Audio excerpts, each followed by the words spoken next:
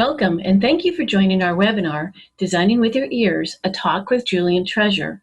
Julian Treasure is an expert on sound and the impact it has on our daily lives. He's also a sought-after international speaker with 5 TED Talks, all on various aspects of sound and communication. Collectively, these 5 TED Talks have over 18 million views. For the webinar today, we asked Julian to share his thoughts on designing spaces with sound in mind.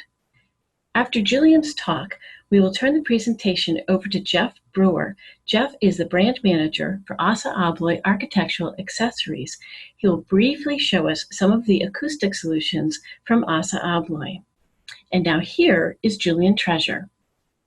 Well, hello, my name is Julian Treasure, and I'm delighted Assa Abloy have given me the opportunity to share with you some thoughts about sound and design. In fact, the talk is called Designing for the Ears, and without further ado, let me go straight into sharing the screen. I have to share some computer sound as well.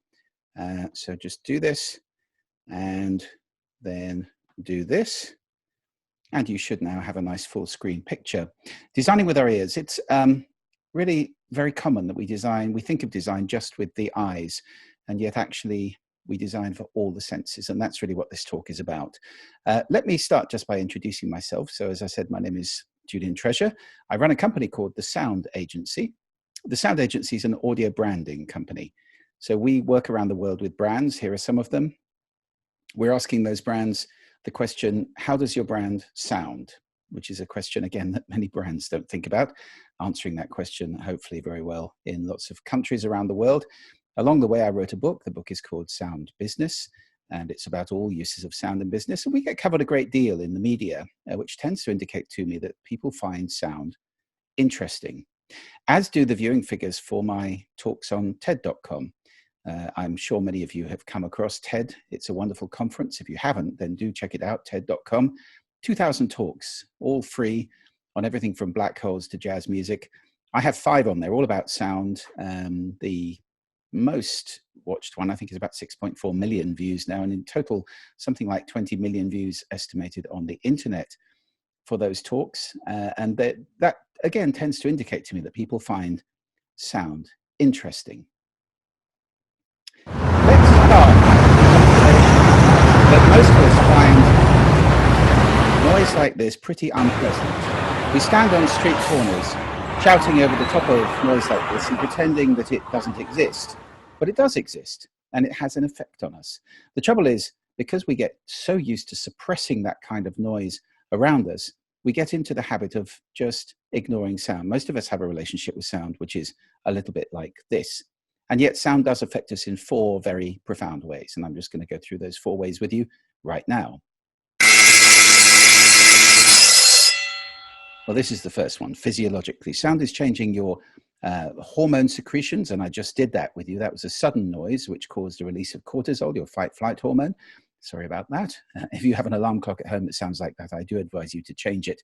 It's not very good for you to have sudden noises like that waking you up. Excuse me. So physiologically, sound is changing our hormone secretions. It's changing also our breathing, our heart rate, even our brain waves. If I put this sound on, for example, this is surf, roughly 12 cycles a minute, a very gentle sound, very good if you have trouble sleeping, by the way, and a sound we associate with being relaxed. So this would reduce your heart rate again in the stimulation I just gave you. And if I left it on long enough, you'd start to feel pretty sleepy, I think. So that's the first way sound affects all of us physiologically. Here's the second. Psychologically. Sound changes our moods, our feelings, our emotions. We all know that music does that, and music is, of course, just a very specialized form of intentional sound.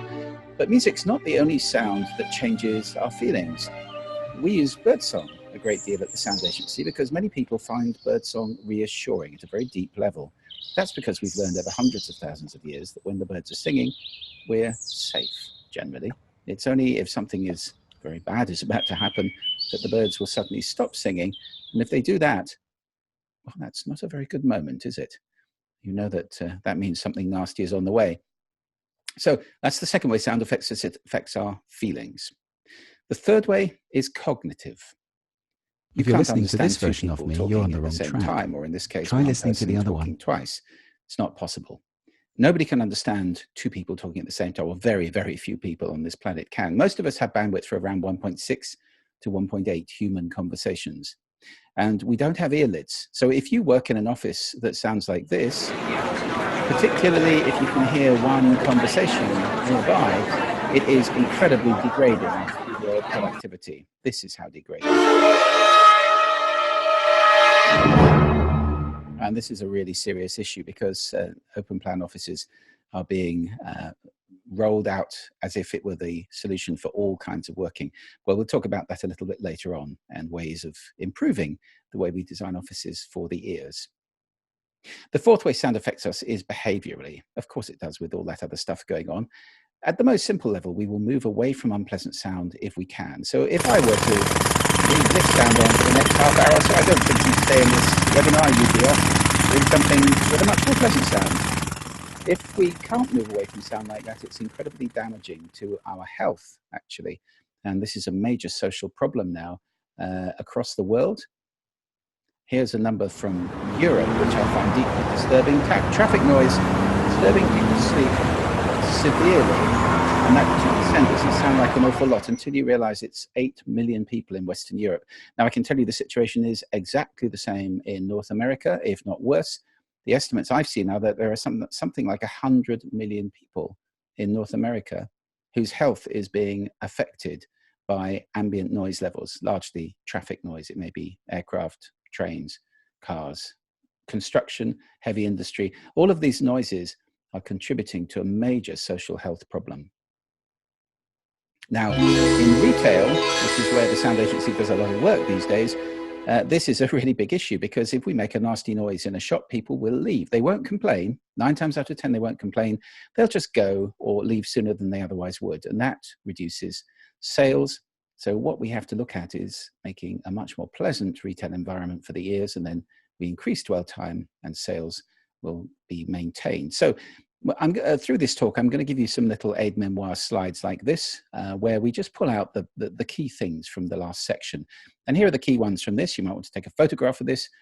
The 4 ways sound affects us: physiological, psychological, cognitive, and behavioral. So that's well-being, which is a really big issue for organizations in the world today. Happiness, morale in terms of team behavior, productivity, which of course is very important, and also behavioral aspects, which are very, very key if you're designing retail. They also play out in offices and other places too. Now, it's impossible to take one sense on its own, because the senses affect one another, and this is called crossmodal effects, and this is being researched around the world now. Here's an example of a crossmodal effect. I'd like you please to look at the screen and listen to what this guy is saying. Ba ba ba ba ba ba ba ba ba ba ba ba. Now you're probably hearing da da. If you close your eyes ba ba ba ba and listen, ba ba. He's saying ba ba, isn't he? With your eyes shut. Ba ba ba ba ba ba. Now look at the screen again, and you will see da da. Actually, what he's saying on the video is gaga. So your eyes see gaga, your ears hear ba ba, and your brain says that's da da. This is called the McGurk illusion. It works for about 8 out of 10 people. So I've just shown you that what you hear is not necessarily reality. Well, of course, reality doesn't exist. We make it up. It's all happening between our ears. It's called perception.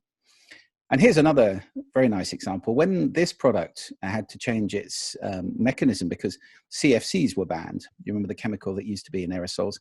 So they used to make aerosols.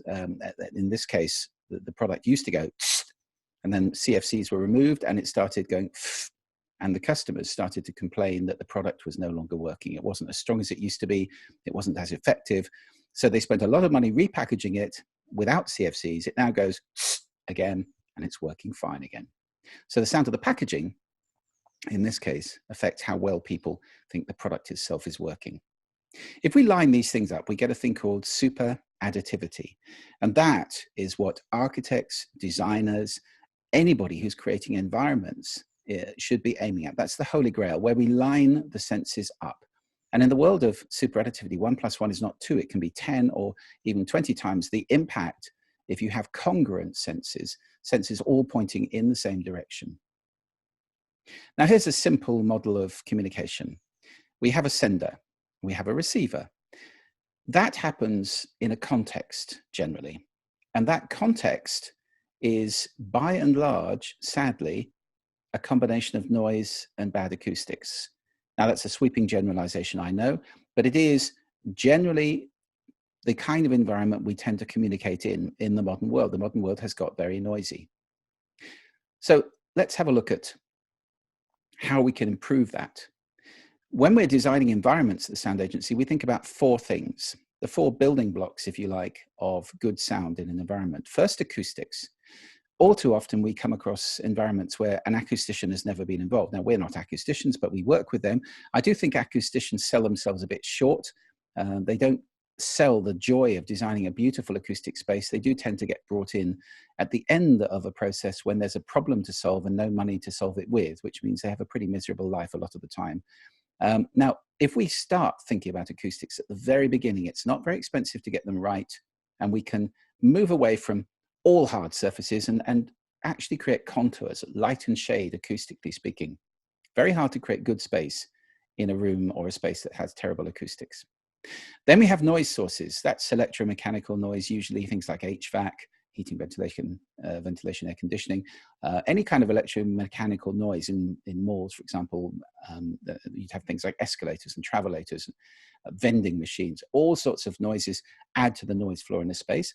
Then we have the sound system. If we're going to make noise in a space, inject intentional sound, the sound system must be good enough to do that. And one of the biggest failings that we find in retail particularly is lousy sound systems, really cheap sound systems that were installed simply to do alarms. And then years later, somebody says, oh, we've got some loudspeakers. Why don't we play music?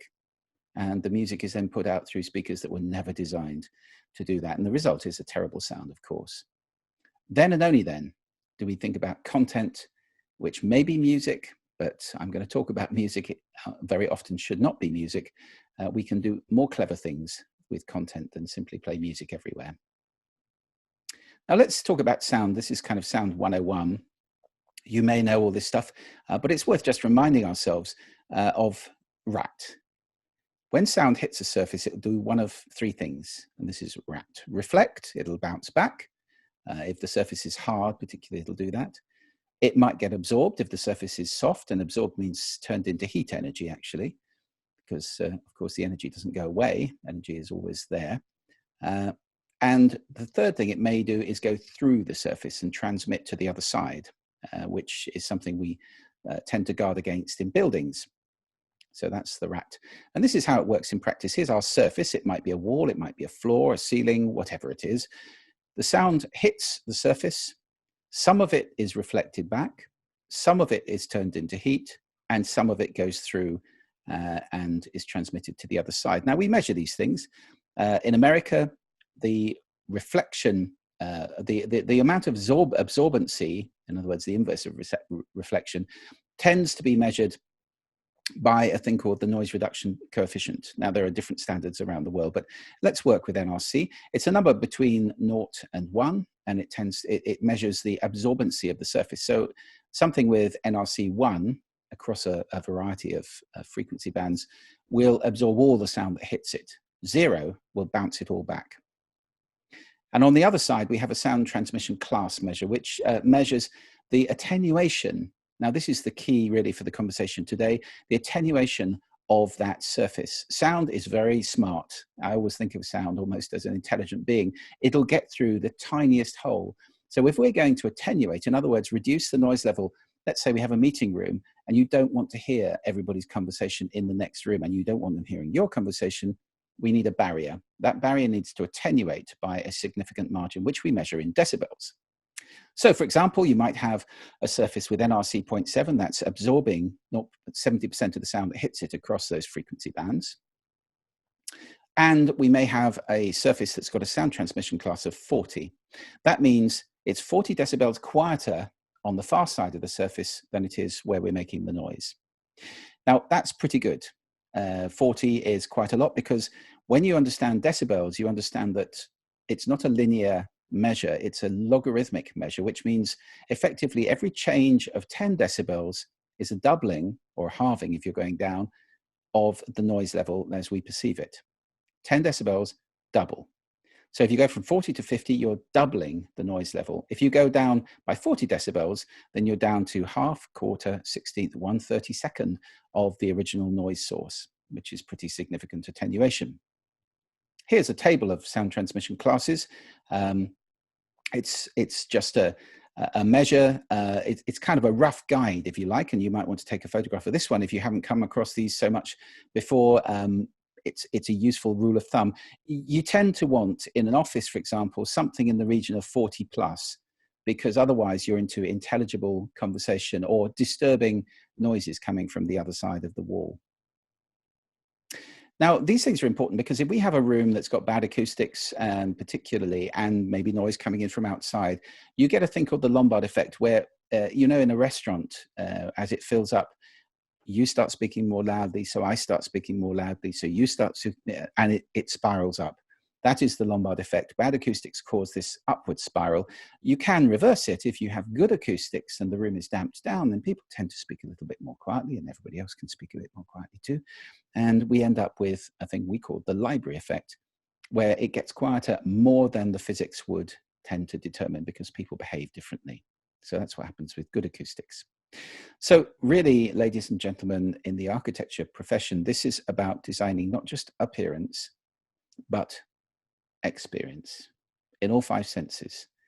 Now that's kind of exciting, I think, for you guys, because it gives you new toys to play with, new materials to think about as well, not just light and color and form, but also, and texture, but also sound, and how does a place actually feel when we're in it. We tend to start, when we're thinking about sound in a space, we tend to start from here. Silence. The Elizabethans described conversation as decorated silence, and I think that's a lovely way to think about working with sound in space.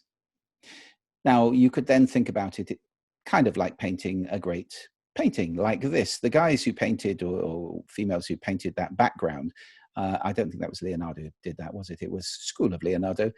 His juniors would have been painting those trees in the full knowledge that nobody was really going to be looking at those trees very much. The trees are there to play a supporting role. They're just there to focus our attention on the face.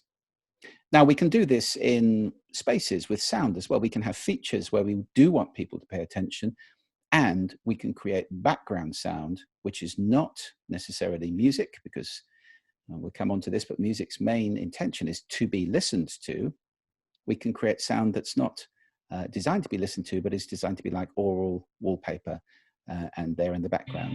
Here's some examples of the kind of generative sound that we've created. This is played live by a computer system. It's designed to be not listened to, but they're in the background. Glasgow Airport, our job was to reduce stress levels. This soundscape went in. Now you're experts in sound. You can hear a bit of birdsong in there, makes people feel secure. The pace of this soundscape is very, very slow indeed. And the result?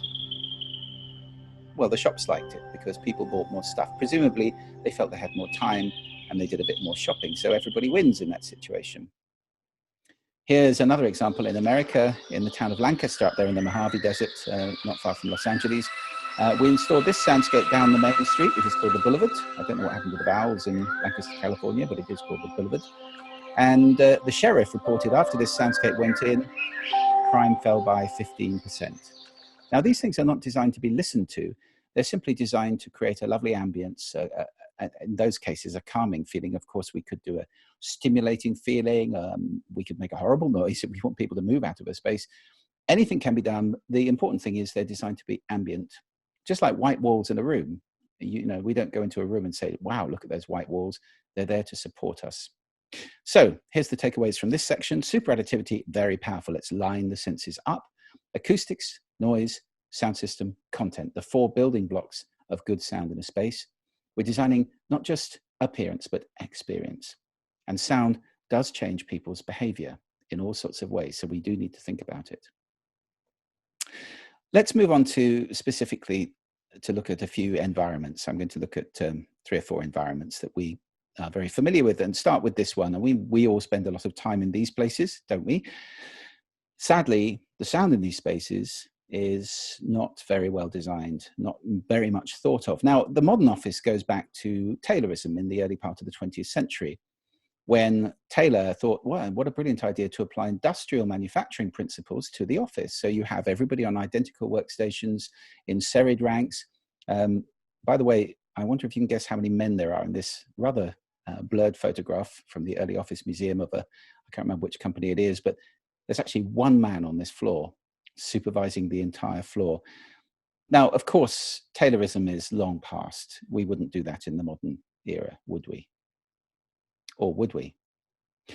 Sadly, neo-Taylorism is alive and well in the open plan office, where we've got this Six Sigma approach, clean desks, hot desking, depersonalization.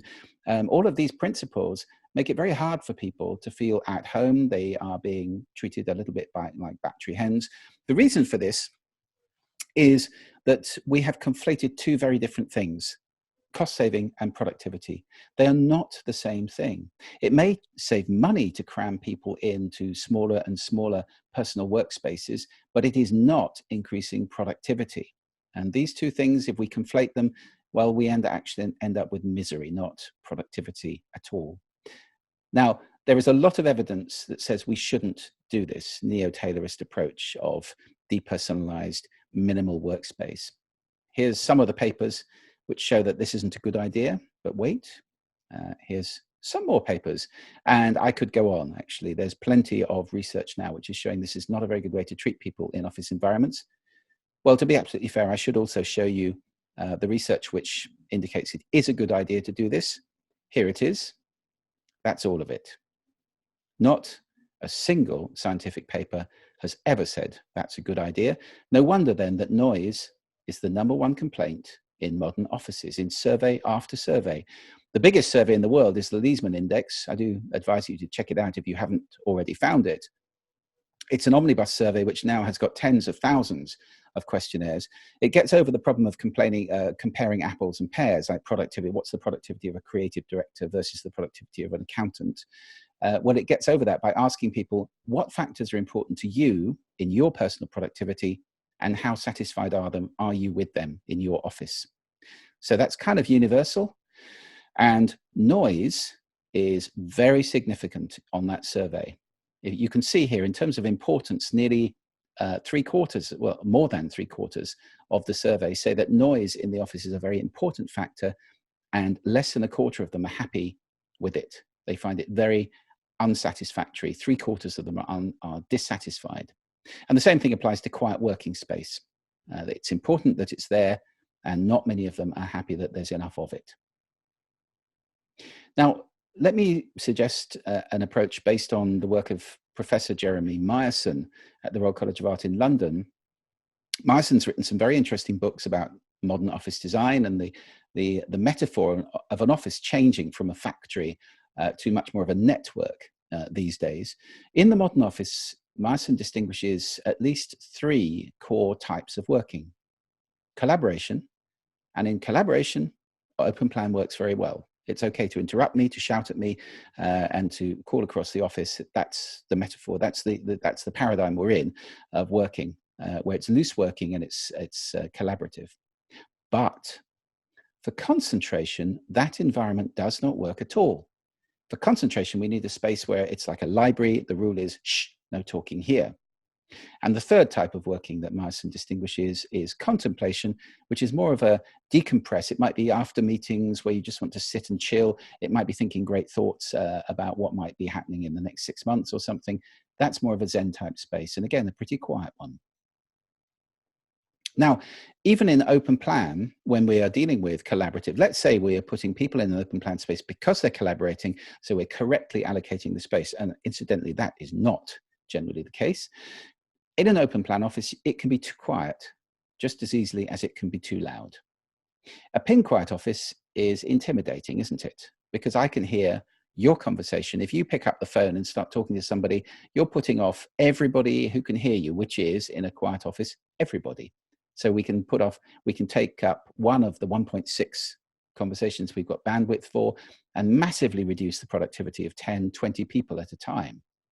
On the other hand, if the office is too loud, it's bad for health. The research shows very clearly stress levels go up. That creates absenteeism, low morale, less helpful people. And again, it's hard to concentrate in just a large amount of noise, even if it's office babble and you can't distinguish a single conversation. There is a sweet spot somewhere in the middle. The sweet spot is about 45 to 55 decibels of babble, of background noise, stochastic sound, comprised of individual events that are too many to record. So we don't have anything to pay attention to. It's just background babble. Could be white noise or pink noise. That's often deployed in offices, filtered pink noise. I'm not a great fan of this. It is artificial, and I'm pretty sure that it's fatiguing over the course of a day to have this on all day. We can wrap it, though, in something a little bit more natural. Here are 3 examples of very natural sound that we could wrap pink noise in. The pink noise is very effective. Wrap it in some more natural sound, and I think this is kind of the spoonful of sugar that makes the medicine go down. Wind, water, birds. The 3 most natural sounds. They've been around on this planet a lot longer than we have, and we're very used to working to them. We don't find them disturbing at all. Let's talk about music for a moment, because music is sometimes deployed in offices. Now, music is a powerful sound. We recognize it fast and we associate it strongly with things. So you may recognize this. Those of you who are over 30 probably. That's the first chord of Hard Day's Night by the Beatles, of course. I'm sure that all of you will associate this with something. Now that's 1.5 seconds, 2 seconds of music, and it's a very powerful global association in that case. Now, associations can be very personal. That's a problem because one person's glorious music is another person's awful noise. It's very difficult to deploy music into a space and have people agree on it. And music is extremely distracting. You may have teenage kids who tell you they can work much better, they can do their homework far better with music on their headphones. No. They may do the homework at all, so that's an advantage. They may do it for longer because they're having a nicer time, but they will not be as productive because music is made to be listened to, and it's saying all the time, listen to me, listen to me, listen to me. It's taking our cognition away, particularly vocal music or music that changes a lot. This applies to classical music just as much as to pop music. Classical music is enormously variable, and it's calling attention all the time. The only kind of music that probably doesn't call attention is very slow-paced ambient music or very repetitive, like trance music or something like that, where we just say, I know what that's doing. I don't have to listen to it. What music is not is a veneer. And it's very dangerous to apply music in places where it's just being played theoretically as background sound. We can think of much better masking sounds than that. By the way, if you want to work in a noisy office, or you know kids who have to work in a noisy kitchen, there's an app which you can download for free from the usual places which we designed. It's called Study. Costs absolutely nothing. It's 45 minutes of sound that, like you just heard, which is specifically psychophysiologically designed to help people to work. Some of the most common mistakes I find in offices. Now, you know, you guys are architects, you know these things, and I know there are budget constraints and so forth, but let's please not design meeting rooms which are hard boxes. This has got hard walls, hard floor, hard furniture, which incidentally makes a horrible noise when you move it across the hard floor. The acoustics and all square walls. Please avoid parallel surfaces if it's at all possible to do so. Just a few degrees, 2 or 3 degrees out of parallel will avoid standing waves, which get set up when you have 2 hard parallel surfaces. This room sounded absolutely dreadful. That thing on the table has got no chance of being effective at all. And incidentally, when I was standing in this room, I could really clearly hear the conversation on the other side. So the attenuation was rubbish. It was a partition wall that did not go up to the concrete above. There was a big gap above it with no filler. So sound just jumps over those things. Even worse, possibly even worse, meeting rooms that aren't rooms at all, meeting spaces. Now, if anybody's having a meeting in one of these, they're putting off the people working at the desks nearby and vice versa. The people at the desks are having conversations. How do you get confidential meetings in places like this? Well, you don't. They're not particularly effective. And lack of quiet areas. We've mentioned that so many offices don't provide quiet working space at all. Or if they do, it's a couple of pods for 100 people, which really isn't enough. Now, I should say it takes 2, because if we take an approach of designing, we think about how much of the time of our people is going to be in contemplation, concentration, and collaboration. and we then allocate that proportion of the office to office space, the floor space, to those activities, people still have to move themselves to the right place.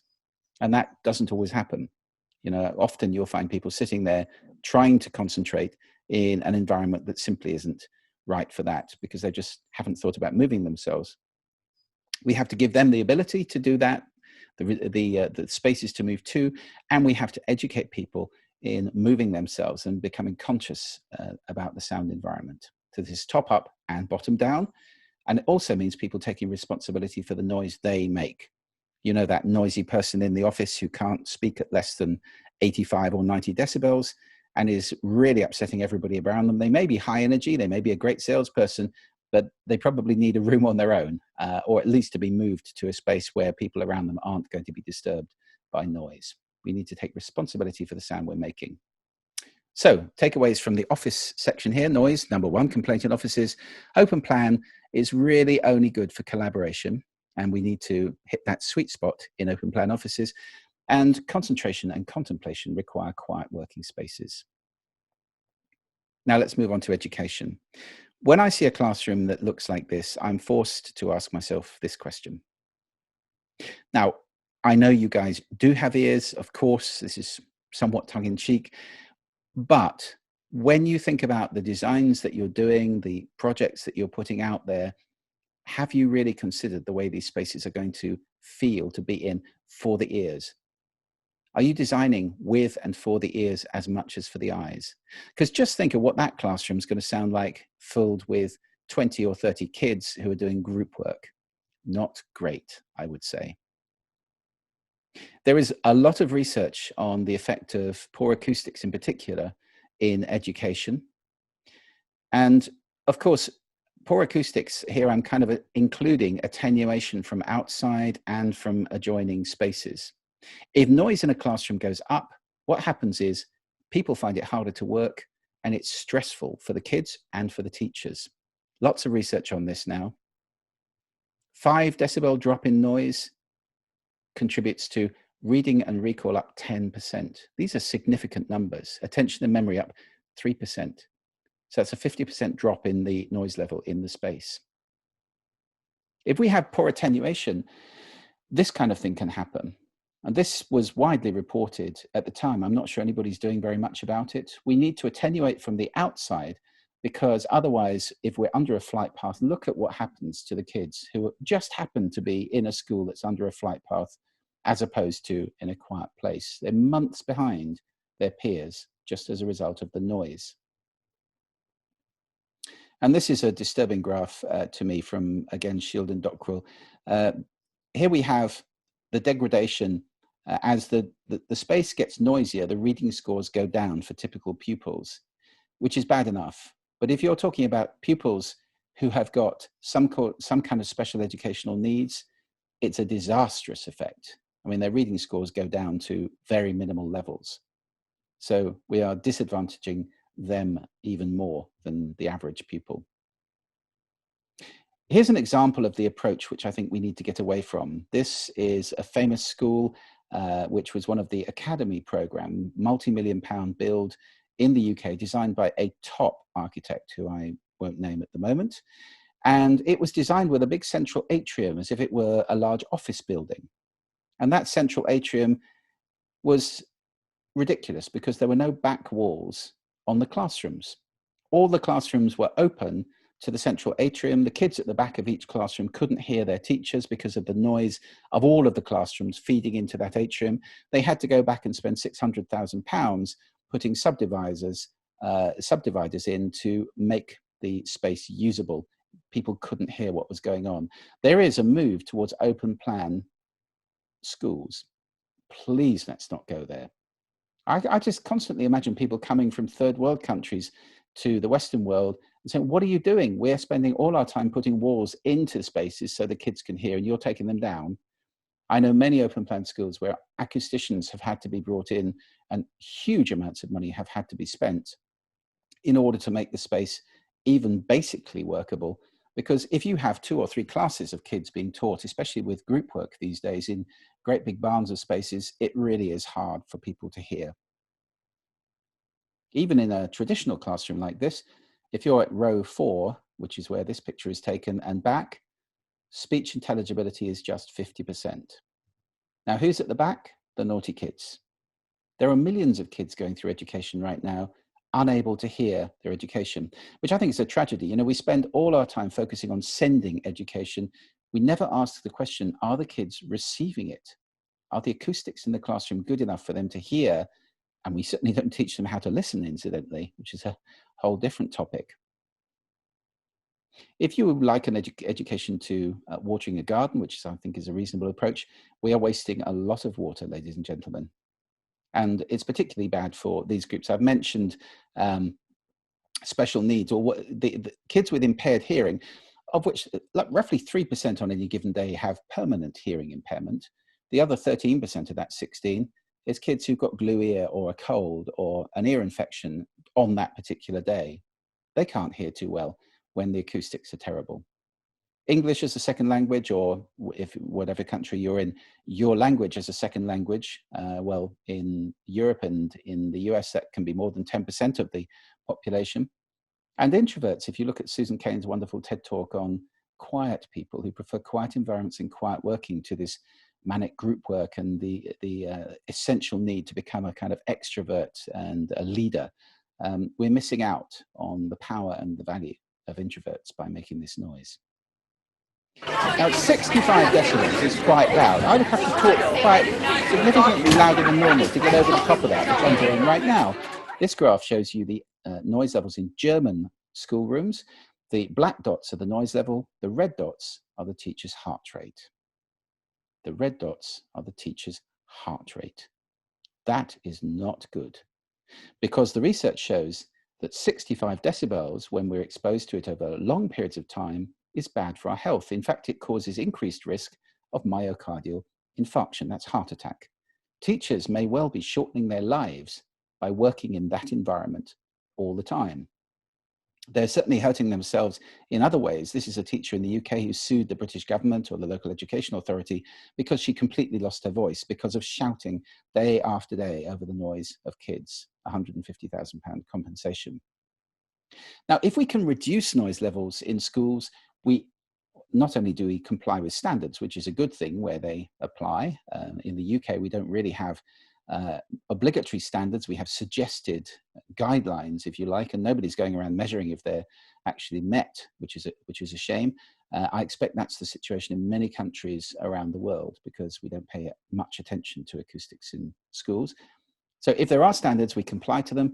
The atmosphere of calm allows the teacher to speak rather than shout. It's less stressful. The kids can hear, so it's more efficient. Less things have to be repeated, for example. You have better performance. You have people listening. You have group work being actually more effective in quieter environments. And the quiet kids actually take part. So here are your takeaways for education. Noise, not good. It puts stress up. It puts performance down. And many classrooms, I have to say, are simply not fit for purpose the way they're designed at the moment.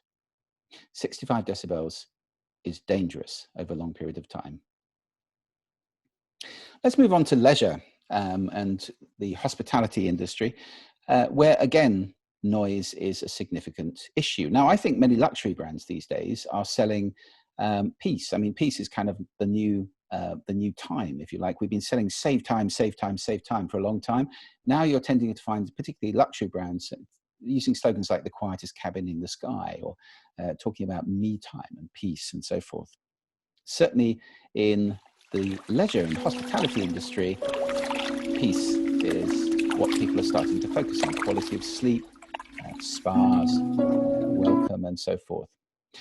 Here's a lovely hotel I stayed in a couple of years ago, the Don Cesar at St. Pete's Beach in Florida. Amazing hotel with a great history, which is all to do with Cuba and nefarious people of various kinds.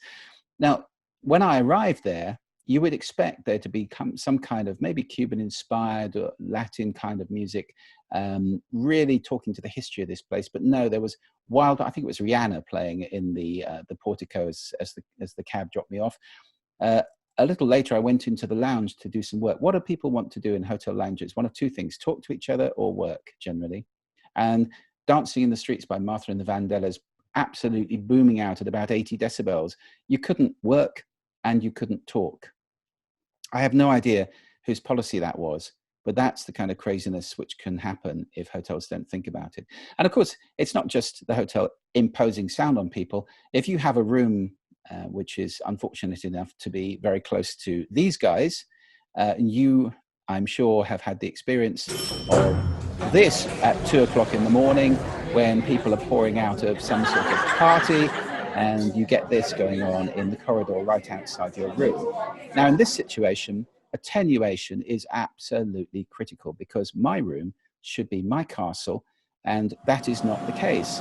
As you move down the corridor, in American hotels especially, ice machines can be incredibly noisy. I mean, I have measured these at 80 decibels plus, and if your room is right across from one of those, it does disturb you a great deal.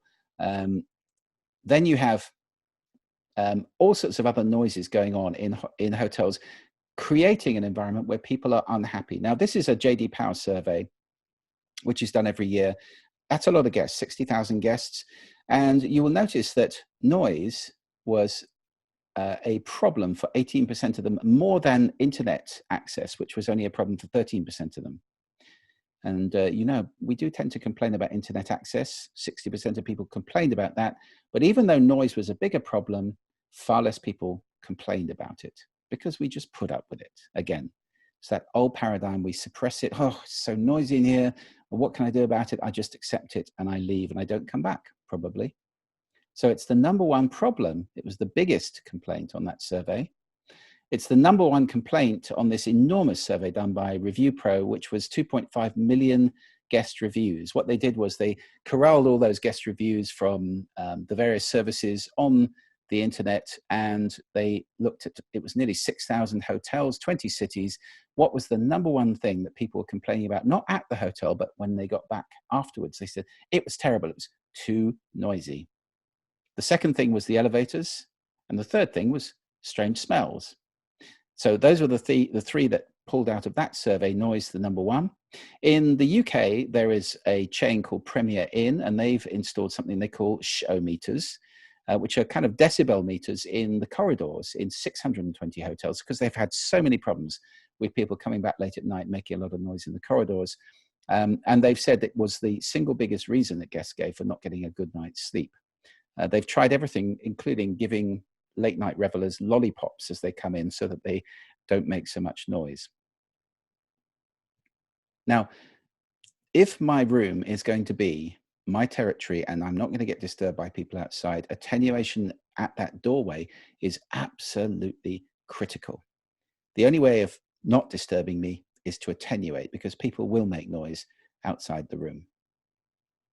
So for hotels, noise is the number one problem. Again, guests don't complain about it very much at the time.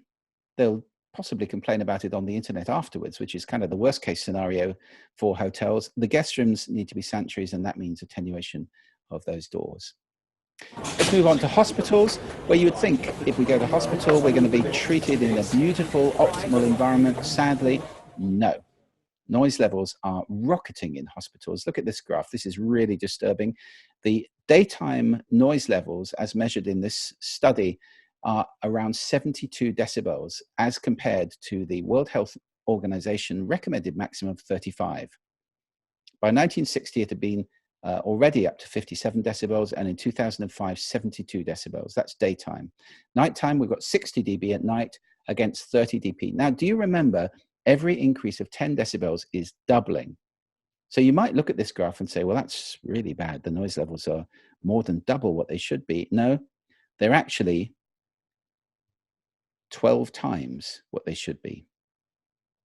Every 10 decibels, a doubling of the noise. And at night, 8 times what they should be, according to the World Health Organization. This is a disastrous situation. It affects the accuracy of dispensing, because people can't hear instructions and their concentration is being disturbed by the noise around them. Most of all, it affects recovery, because we get well by sleeping. Sleep is how we recover. And how can anybody sleep in an environment that sounds like this? These are all threat sounds. Our body is telling us, I'm in danger here. It affects both the quality and the quantity of our sleep. Sleep is compromised by noise. I am absolutely convinced that we could transform hospital and healthcare outcomes by paying attention to the sound of these spaces, and we could transform the outcomes virtually overnight. You know, a hospital corridor doesn't have to look like this. I know if there are operating theatres and so forth, it's got to be absolutely sanitized and no infections whatsoever. But these may well be offices, office corridor. It's a paradigm that we've invented that hospitals look like this. They don't have to. So let's think about noise in healthcare and reduce it. That requires training and changing nurses and doctors' behavior, and all the staff in the hospitals changing trolleys, stopping telephone calls in the middle of the night, using silent pages. There are a lot of things involved here, but the acoustics and design of the spaces and the attenuation between them really critical, because otherwise you can sit outside a doctor's office and absolutely clearly hear what's being said inside, when that's a confidential conversation, and we again need attenuation to make sure that doesn't happen. So to summarize, we have in the past really focused on aesthetics, security, reliability, and value when we're thinking about door furniture, doors, closures, seals between rooms. I'm saying that those aren't the only factors in play. Actually, what else is in play is people's productivity, people's creativity, because it's hard to be creative when there's noise and interruptions coming from around you, well-being, happiness, and connectedness. All those things result from getting this right, getting good attenuation between spaces, designing the sound within spaces so that it's optimal. Acoustics, noise, sound system, content. These things all come from reducing noise levels. And if we pay attention to this in our design, then we do a service to the entire world. Attenuation affects everything. Blocking is absolutely essential for all types of human behavior. I hope I've been able to enroll you in the idea that good sound actually, because of the way it works, is good business. It leaves people happier, healthier, and more productive. Thank you very much for paying attention to me. And I believe I'm now handing back to Jeff from ASSA ABLOY. Thanks. Thank you, Julian, for a very thought-provoking talk on how sound affects us in the spaces that we design and occupy. For the next few minutes, I want to focus on the points that Julian made about sound attenuation and its importance. That gives me the opportunity to talk to you about the sponsor of today's talk. That's PIMCO, an ASSA ABLOY Group company. PIMCO is the leader in the development of sound sealing components for commercial door openings. PIMCO's products are engineered to meet and likely exceed the acoustic performance requirements of the spaces that you design. Today we heard about 4 types of built environments and how sound, when it becomes what we might call noise, can have a negative impact on the occupants of those environments. We heard about offices, schools, healthcare, and hospitality. And I'll add one more, military and or government environments. PIMCO has the products to help you achieve the acoustic performance necessary for all of these. The way that we can achieve these requirements of these different environments is through the products that we've tested over the last 20 plus years. PIMCO has been developing and testing acoustic products to achieve the highest possible STC ratings for that amount of time.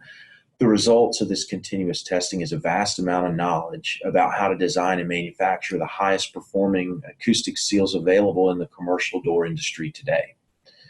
We've even tested to an STC 57 while meeting operational code requirements. What's an STC 57? Well, it's a really high performing opening, but let me put it into a little bit of perspective. I'll show you this chart you saw earlier during Julian's talk, and it goes all the way up to an STC 50, stating that loud speech is not audible. Well, an STC 57, obviously, then very, very high performing opening. For a little bit more context, I'm going to show you a quick video. This is a video of a PIMCO seal set being tested in an acoustics lab.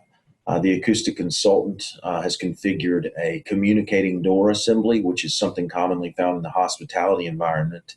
And I want you to listen to what's achieved with the PIMCO seals in this configuration.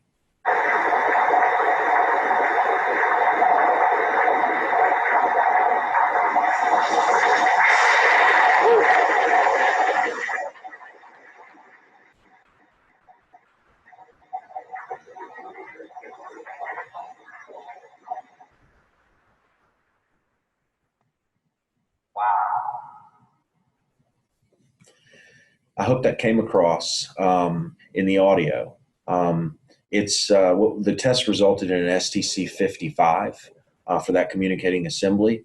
It was pretty impressive. I think the acoustic consultant was pretty impressed as well, but that puts that 57 into perspective, exceptionally high performing while still meeting operational code requirements. But we realize that the STC ratings and acoustics can sometimes be difficult to understand with the many different types of seals and assembly configurations available. And so with that in mind, PIMCO's gathered all of this data from the testing that I just spoke about and has compiled it and created prepackaged seal set kits that make it easy to achieve these STC ratings for any door opening that you may be designing into your project. The kits are easy to specify and easy to install, so performance and compliance are ensured. And if you're in pursuit of lead, if that's important to you in your projects, PIMCO's products can help there too. Our acoustic seal sets, as well as many other products in our offering, have achieved GREENGUARD Gold certification. We're the only manufacturer in our space in the commercial door seal market to have earned this certification. We're very proud of that. What we can help you earn in your pursuit of lead is indoor environmental quality credits towards that certification. But the commitment to sustainability and acoustics from PIMCO and ASSA ABLOY doesn't start and stop with seal sets.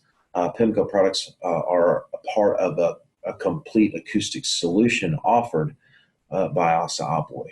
The complete opening solution for acoustic doors and frames from ASSA ABLOY includes the brands Baron, Seco, Curry's, Frameworks, Graham, Mayman, and S&P.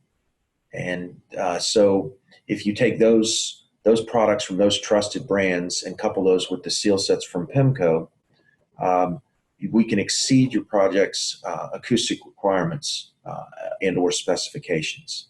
So please take advantage of our nationwide network of architectural consultants to help you along with these types of acoustic solutions, as well as many others.